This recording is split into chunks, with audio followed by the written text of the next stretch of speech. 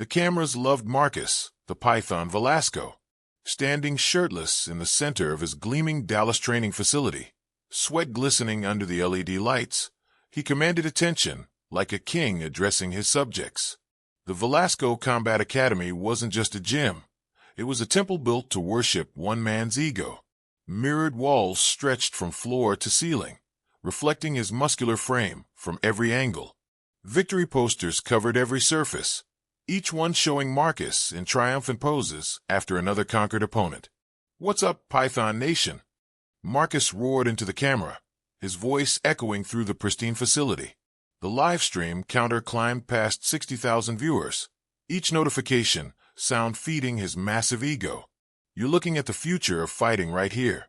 Not some washed-up movie clown who kicked a few bad guys in slow motion 30 years ago." His girlfriend Tiffany Reynolds sat beside him, her manicured fingers dancing across her phone screen as she monitored the flood of comments pouring in. Dressed in designer workout gear that probably cost more than most people's monthly rent, she was the perfect accessory to Marcus's carefully crafted image. Her smile was as artificial as the platinum highlights in her hair. "They're eating it up, babe," she said, her voice honey-sweet but somehow hollow. "Someone just asked what you think about Jean-Claude Van Damme." The question hit Marcus like gasoline on a fire. His eyes lit up with predatory excitement as he turned toward the camera. This was the moment he'd been waiting for, the chance to tear down a legend and build his own reputation on the ruins. "Van Damme." Marcus laughed, the sound sharp and cruel. He grabbed a towel and wiped the sweat from his brow with theatrical precision. The dude's 64 years old, a relic from the stone age of fighting, a drugged-up, washed-out actor who probably thinks spinning kicks still win real fights. The live stream exploded with activity. Comments flew by faster than anyone could read them. Some viewers cheered Marcus on, caught up in his infectious confidence. Others defended the aging action star, but their voices were drowned in the flood of excitement. Marcus paced like a caged predator, feeding off the energy. His promoter Jerry Kessler lurked in the background, circling with the hungry energy of a vulture spotting fresh roadkill. Jerry had been in this business long enough to smell opportunity, and controversy always sold tickets. "Keep pushing it," Jerry whispered, sliding a card with talking points into Marcus's hand. The sponsors love drama. But Marcus was beyond scripts now. He was drunk on attention and high on his own hype. He tossed the card aside without looking at it, his eyes burning with ambition as he stared directly into the camera lens.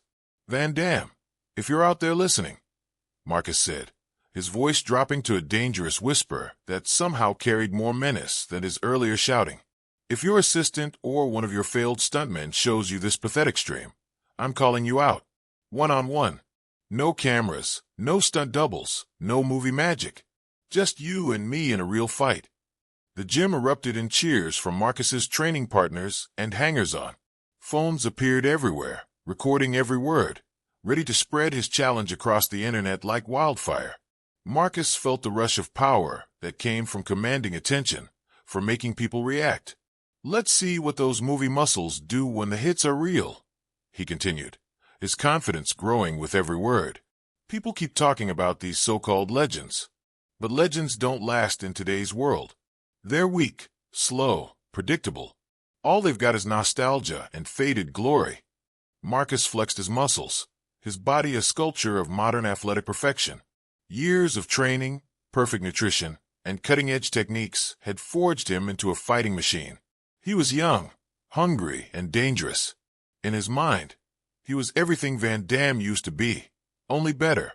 "I've got skill," Marcus declared, shadowboxing for the camera.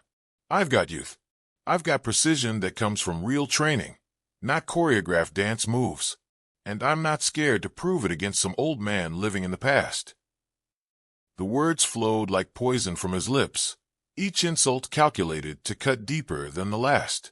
He had no respect for what came before him, no understanding of the discipline and sacrifice that built the legends he was so eager to tear down. Within an hour, the clip had gone viral. The hashtag Python Van Damme trended worldwide as the video rocketed across social media platforms. News outlets picked up the story, calling it the most disrespectful call-out in martial arts history. Sports commentators debated whether Marcus had gone too far or if this was exactly the kind of fresh blood the fighting world needed. Comments poured in from around the globe. Older fans raged in defense of Van Damme's legacy, sharing clips of his greatest movie moments and real fighting credentials. Younger viewers, caught up in Marcus's brash confidence, demanded to see the fight happen. The internet had found its latest obsession, and Marcus, the Python Velasco, was at the center of it all. But in his moment of triumph, Marcus had no idea what forces he had set in motion. He had challenged more than just an aging action star. He had thrown down the gauntlet against everything martial arts represented: honor, respect, discipline, and the wisdom that comes from true mastery. The response, when it came, would teach him lessons he never expected to learn. Hundreds of miles away from the chaos of social media and viral videos, Jean-Claude Van Damme sat, in perfect stillness, in a corner booth of Mabel's Diner in Navasota, Texas. The morning sun streamed through dust-covered windows, casting long shadows across the worn linoleum floor. This wasn't a place where celebrities came to be seen. It was where a man could disappear into anonymity, drink black coffee, and read the newspaper in peace. Van Damme looked nothing like the action hero the world remembered. Gone were the flashy outfits and perfect hair. Instead, he wore faded blue jeans that had seen better days, a simple button-down shirt, and cowboy boots worn smooth by countless miles of Texas roads. At 64, his face showed the lines of a life fully lived, but his shoulders still carried the posture of a warrior. The diner buzzed with unusual energy this morning. Whispered conversations drifted from nearby tables, and Van Damme could feel eyes watching him even as he pretended to focus on the sports section. The locals knew who he was, but they respected his privacy. That unspoken agreement had drawn him to this small town years ago, seeking refuge from the spotlight that had defined most of his adult life. Dorothy Patterson, the 67-year-old waitress who'd been serving coffee at Mabel's for 2 decades, approached his table with careful steps. Her weathered hands trembled slightly as she set her smartphone on the table beside his coffee cup. She'd been debating whether to show him for the past hour, but her protective instincts finally won. "John," she said, using the name he preferred in this quiet corner of the world, "you need to see this." Van Damme looked up from his newspaper, one eyebrow raised in mild curiosity. Dorothy's expression told him this wasn't just small-town gossip. He pressed play on the video, and Marcus's voice filled the small space between them. The insults came fast and vicious. "Washed-up movie clown. Drugged-up relic. Wouldn't last half a minute." Each word was designed to wound, to diminish, to destroy the reputation Van Damme had built over decades of dedication to his craft. When the video ended, Van Damme placed the phone face down and returned to his coffee. His expression remained unchanged, as calm as still water. But Dorothy had known him long enough to recognize the subtle tension in his jaw, the way his fingers gripped the coffee cup just a little tighter. "You gonna let that punk talk to you like that?" Dorothy demanded, crossing her arms in indignation. "Saying you're weak? Calling you a drugged-out has-been." Van Damme exhaled slowly, the breath carrying years of hard-earned wisdom. "I've been called worse," he said simply, "and I'm not interested in fame anymore." But even as he spoke those words, he knew this situation was different. This wasn't just another tabloid story or internet troll seeking attention. Marcus's challenge struck at something deeper, the very foundation of what martial arts represented: honor, discipline, respect for those who came before. Martha Webb, sitting a few tables away, leaned over with the authority of someone who'd raised 6 children and buried 1 husband. "I saw it too," she said, her voice sharp with disapproval. "That boy's mouth is writing checks his body can't cash." Her husband Earl nodded emphatically. "If I were 30 years younger, I'd drive up to Dallas and smack some respect into him myself." Van Damme smiled faintly, touched by their loyalty. "Respect isn't taught with fists," he said quietly. "It's taught with example." The words rang true, but they felt incomplete. Sometimes examples had to be demonstrated in ways people could understand. Sometimes the only language bullies recognized was the one they spoke. After finishing his modest breakfast, Van Damme left exact change and a generous tip on the table. As he stood to leave, Dorothy called out one more time, "You're really not going to respond to that boy?" Van Damme paused at the door, his hand resting on the worn wooden frame. The morning light silhouetted his figure, and for a moment, he looked exactly like the hero he'd played in countless films. "Not with words," he said simply, and walked out into the Texas sunshine. Back at his modest ranch on the edge of town, Van Damme walked to the training barn behind his house. The structure was old and weathered, built from honest lumber by honest hands decades before he'd ever heard of Hollywood. Dust motes danced in shafts of sunlight that slanted through gaps in the wooden walls. He stood quietly for a moment, listening to the silence that spoke louder than any crowd. Then he reached for his training gloves, leather-worn soft by thousands of hours of practice. They fit his hands like old friends. Van Damme began his routine, the same movements he'd performed for over 40 years. Stretching to prepare his body, shadow boxing to sharpen his reflexes, forms and techniques that had become as natural as breathing. Each movement was clean, deliberate, precise. There was no wasted motion, no showboating, just the pure expression of a lifetime dedicated to perfection. The heavy bag absorbed his strikes with solid thumps that echoed through the barn. His kicks cut through the air with whistling precision.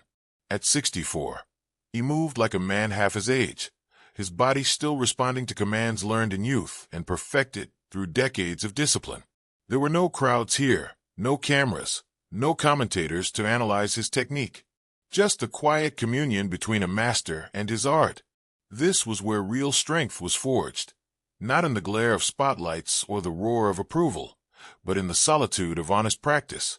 That evening, his phone rang. Frank Morrison's gravelly voice carried the weight of 72 years and a tour in Vietnam that had taught him to recognize real danger. "You saw it, didn't you?" Frank asked without preamble. "I did." "This kid's not just a loudmouth," Frank warned, his tone growing serious.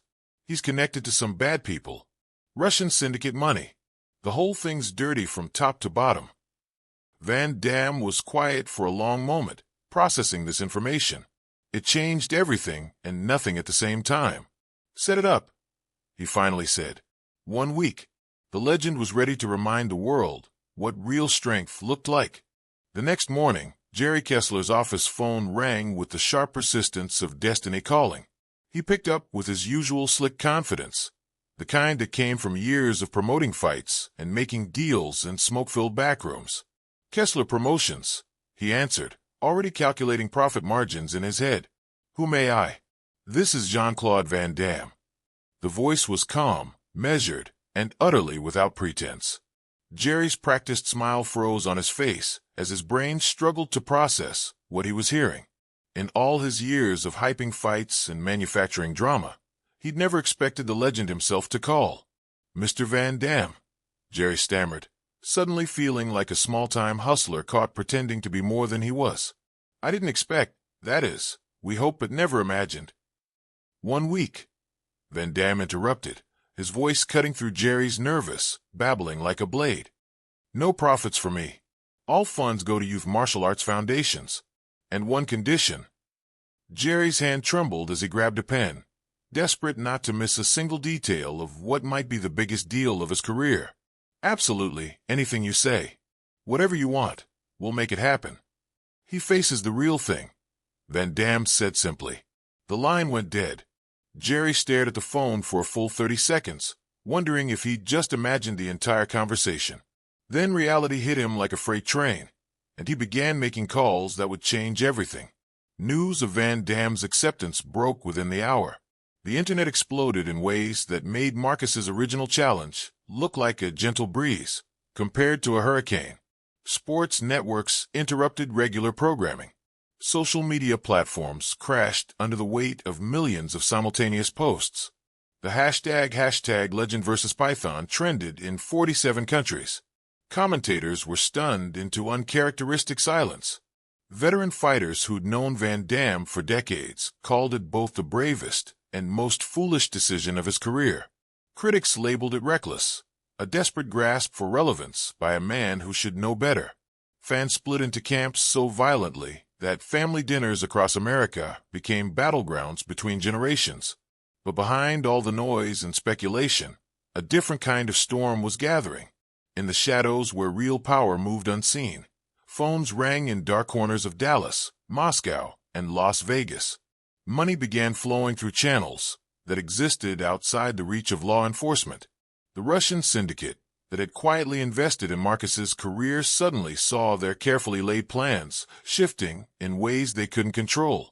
In his penthouse office overlooking downtown Dallas, Viktor Koslov ended a phone call with the kind of quiet fury that made grown men disappear. He was not a man who accepted disruption to his business plans, and Van Damme's acceptance had just thrown a wrench into an operation years in the making. "Dmitri," he said to the thick-set man standing by the window, "this changes nothing. The boy takes a fall in round 3, just as planned. If the old man makes it difficult, we make it simple." Meanwhile, Marcus celebrated in his gym, surrounded by sycophants and cameras. His ego had grown so large that he couldn't see past his own reflection to the forces gathering around him. The challenge he'd issued as a publicity stunt had become something far more dangerous than he'd ever imagined. Old man just signed his death warrant. Marcus laughed for the cameras, but his girlfriend Tiffany wasn't laughing anymore. She'd been receiving messages, warnings from people who knew more about Marcus's situation than he did. The deeper he went into this fight, the more the shadows seemed to reach for him. At the same moment Marcus was celebrating his perceived victory, Van Damme walked back into his training barn. He adjusted his stance, breathed deeply, and struck the wooden dummy in front of him with a palm strike that echoed like gunfire through the quiet space. The sound carried a message that only those who truly understood fighting could hear. This wasn't the work of a desperate old man clinging to faded glory. This was the focused intention of a master who'd spent decades preparing for moments exactly like this one. The barn fell silent again, dust settling in the afternoon light. But the legend had made his statement. He was ready for war. Over the following days, the buildup became a media circus unlike anything the fighting world had ever seen. Press conferences were scheduled in Dallas and mysteriously canceled. Rumors flew about Van Damme's training regimen, with supposed witnesses claiming he was moving like a man half his age. Marcus's camp released training videos that showed him at peak physical condition, but those who looked closely noticed something wrong in his eyes, a flicker of doubt that hadn't been there before. The venue was changed 3 times as ticket demand soared beyond all expectations. Finally, the Dallas Convention Center was selected, its 12,000 seats selling out in under 6 minutes. Pay-per-view numbers were projected to break every record in combat sports history. But the most important preparations were happening away from the cameras. FBI agents were quietly positioning themselves throughout Dallas, following money trails that led to some of the most dangerous people on Earth.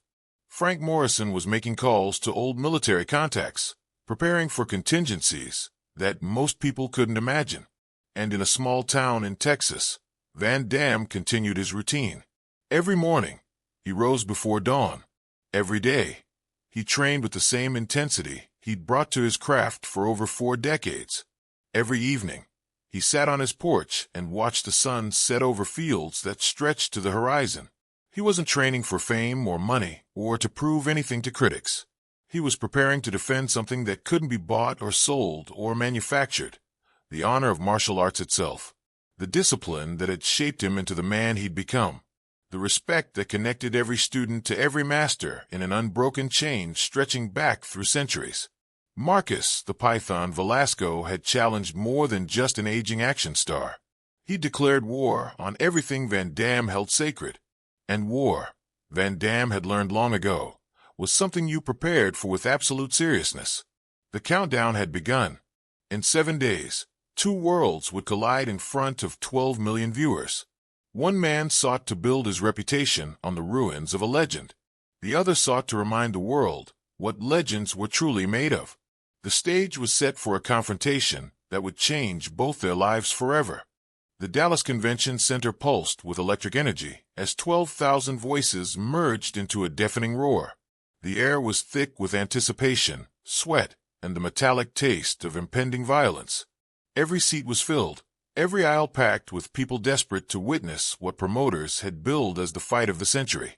Outside, Thousands more gathered around giant screens, their collective breath forming clouds in the cool night air. Inside the arena, the contrast between the two fighters couldn't have been more dramatic. Marcus, the Python Velasco, entered to a thunderous reception, his custom-designed robe glittering under the arena lights. Every step was choreographed, every gesture calculated for maximum impact. His entourage filled half the walkway. Trainers, managers, photographers, and hangers on all basking in reflected glory. The crowd's energy fed Marcus like a drug.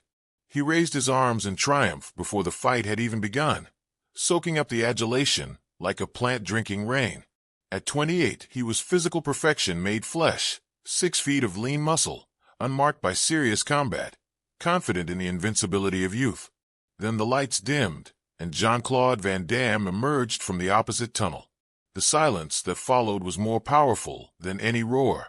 No entourage, no flashy entrance, no ceremony. Just a man in simple black shorts and a plain white tank top, walking with the quiet confidence of someone who had nothing left to prove. His weathered boots made soft sounds on the concrete walkway, a humble percussion that somehow commanded more attention than Marcus's entire spectacle. At 64, Van Damme's body still carried the unmistakable lines of a lifelong athlete, but it was his presence that truly filled the space. He moved like water, fluid, adaptable, deceptively powerful. The crowd seemed to hold its breath as he passed, sensing they were witnessing something rare and precious. In the VIP section, faces that preferred shadows watched with intense interest. Viktor Koslov sat motionless, his ice-blue eyes tracking every movement. Dmitry Petrov checked his watch and whispered into a concealed microphone. 7 of their associates were scattered throughout the crowd, ready to ensure the fight ended exactly as planned. Near the press section, FBI agent Tommy Rodriguez adjusted his fake college student disguise and spoke quietly into his collar. Control, all assets in position. Targets confirmed visual. 3 rows behind him, Frank Morrison sat perfectly still, his 72-year-old eyes never leaving the Russians. Scattered throughout the arena, 24 other veterans waited for signals that might never come. The bell rang for round 1, and the world held its breath. Marcus came out like a hurricane, all youth and aggression and desperate need to prove himself. His first combination was textbook perfect, jab, cross, hook, the kind of sequence that had demolished every opponent he'd faced in his meteoric rise to fame. The strikes were fast, precise, and utterly useless. Van Damme wasn't there. The legendary fighter moved like smoke, his head shifting just enough to let Marcus's fists whistle harmlessly past. It wasn't the desperate scrambling of an old man trying to survive. It was the economical movement of a master who had learned to waste nothing. No motion, no energy, no time. Marcus threw 17 punches in the first 30 seconds. Van Damme threw none. But everyone watching could see who was in control. "Stay still, old man." Marcus snarled, his confidence beginning to crack around the edges. He'd expected to land his shots, to see fear in his opponent's eyes, to begin the systematic destruction of a legend. Instead, he found himself swinging at air, while Van Damme studied him with the calm attention of a scientist observing an interesting specimen. Every missed punch revealed something new about Marcus's technique, his timing, his psychological state. Finally, Van Damme struck. A simple palm heel to Marcus's solar plexus, delivered with surgical precision and 40 years of accumulated knowledge. The younger fighter doubled over, his eyes wide with shock and the sudden inability to breathe properly.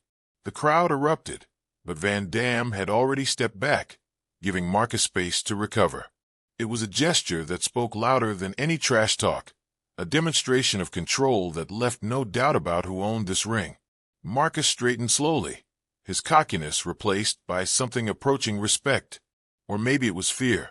For the first time since he'd begun his professional career, he was facing someone who made him feel like an amateur. The round continued with Marcus growing increasingly desperate and Van Damme remaining impossibly calm. Every exchange ended the same way. The young fighter overextended, off balance, confused by an opponent who seemed to anticipate his every move. When the bell ended round 1, Marcus slumped on his stool while his corner worked frantically to restore his confidence. Van Damme sat quietly, his breathing barely elevated, watching his opponent with the patient attention of a teacher waiting for a student to learn. In the Russian VIP section, tension replaced confidence. Dmitry Petrov spoke urgently into his phone, his accent thickening with stress. He's supposed to be winning. This wasn't the plan. The old man is making him look foolish. Viktor Koslov's expression remained unchanged, but his fingers drummed silently against his armrest. Millions of dollars rode on Marcus taking a fall in round 3. If the fight didn't go according to script, there would be consequences that extended far beyond the boxing ring. Round 2 began with Marcus trying a different approach. Gone was the wild aggression of the opening minutes. Instead, he fought cautiously, trying to use his reach advantage to keep Van Damme at distance. It was a smarter strategy, but it revealed something that terrified him. He was fighting not to lose rather than fighting to win. Van Damme waited patiently, letting Marcus commit to his new approach before demonstrating why 40 years of experience mattered more than 28 years of youth. A feinted high kick dropped Marcus's guard. A lightning-fast leg sweep sent him crashing to the canvas. A gentle tap to the back of the head as he tried to rise reminded him that mercy was a choice, not a weakness. By the end of round 2, Marcus was bruised, exhausted, and facing the horrible realization that everything he believed about himself might be wrong. The legend he'd mocked as a washed-up actor was systematically dismantling not just his body, but his entire worldview. As the fighters returned to their corners, nobody in the arena could have predicted that the real fight was just about to begin. Round 3 began with an atmosphere so charged it felt like lightning might strike at any moment. Marcus stumbled from his corner, his face a map of bruises, his ribs wrapped in tape. But his eyes now carried something that hadn't been there before, the terrible clarity that comes with understanding you're completely outmatched. Van Damme rose from his stool with the same calm precision he brought to everything, but those closest to the ring could see the subtle shift in his posture. He'd noticed what others had missed, the Russians moving closer to ringside, hands drifting toward their coats, phones appearing with urgent messages being sent. "You can stop," Van Damme said quietly as they met in the center of the ring. His voice was barely audible over the crowd's roar, but Marcus heard every word. "You've proven your point to the wrong people. You don't have to keep taking this punishment." Marcus shook his head, sweat and blood mixing as it dripped from his chin. "You don't get it," he whispered desperately. "If I don't go down in this round, they'll kill me." Van Damme's expression hardened. "Who?" Marcus's eyes flicked toward the VIP section, where Viktor Koslov sat like a stone statue. "Koslov's people. I owe them millions. This fight was supposed to pay it all back. I was supposed to build up a lead, then take a dive. Make it look good for the cameras." The revelation hit Van Damme like a physical blow. This wasn't just about ego or publicity. Marcus had become a pawn in something much larger and infinitely more dangerous. The young fighter wasn't just facing defeat. He was facing death. The bell rang, and Marcus launched himself forward with the desperate energy of a drowning man. But his movements were all wrong, too wild, too obvious. Anyone watching closely could see. He was trying to set up his own knockout, attempting to make a dive look convincing while actually getting beaten unconscious. Van Damme refused to play along. Instead of delivering the knockout blow everyone expected, he caught Marcus in a gentle clinch, whispering urgently, "Trust me." That's when everything went wrong. Dmitry Petrov rose from his seat in the VIP section, his hand moving inside his jacket. The crowd's cheers turned to screams as people noticed a gun, then more guns, as 7 of Koslov's men revealed themselves throughout the arena. Panic erupted like a wildfire, with thousands of people trying to reach the exit simultaneously. But some people didn't run.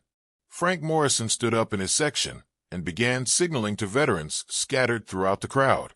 Former Marines, Army Rangers, Navy SEALs, men and women who'd served their country and recognized the sound of war when they heard it.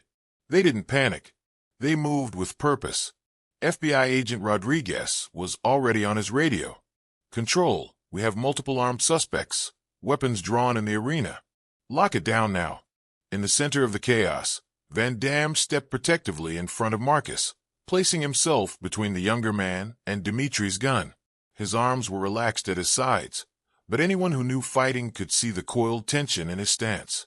"You cost us everything," Dmitri snarled in heavily accented English, his weapon trained on both fighters. "Millions of dollars. Years of planning. You should have stayed in your movies, old man." Van Damme's voice was steady as granite. "You'll have to go through me first." What happened next lasted less than 60 seconds, but would be replayed millions of times across the world.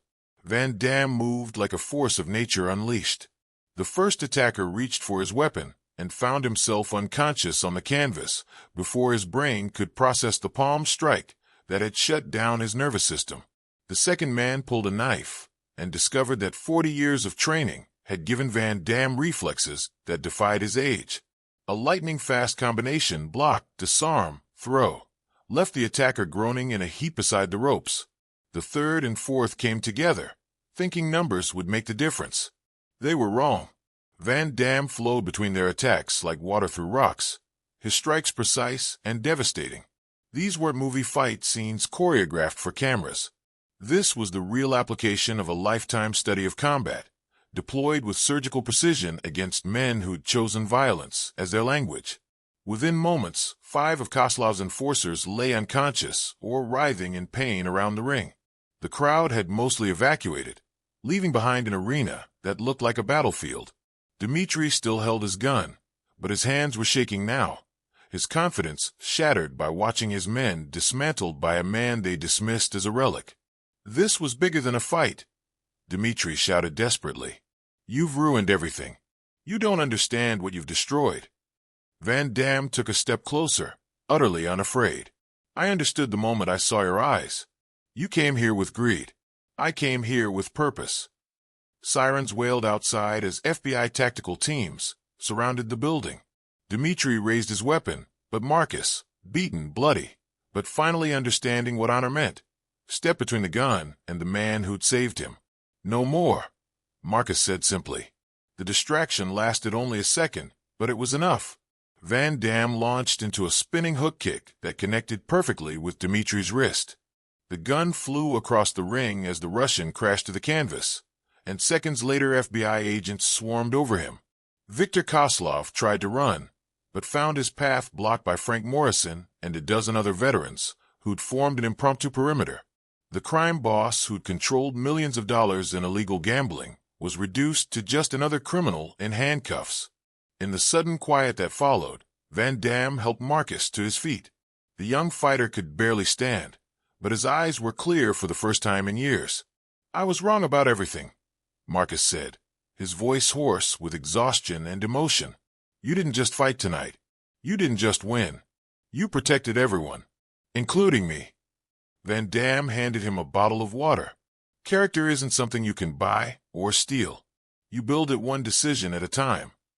Marcus nodded, understanding finally dawning. "Do you think I could start over?"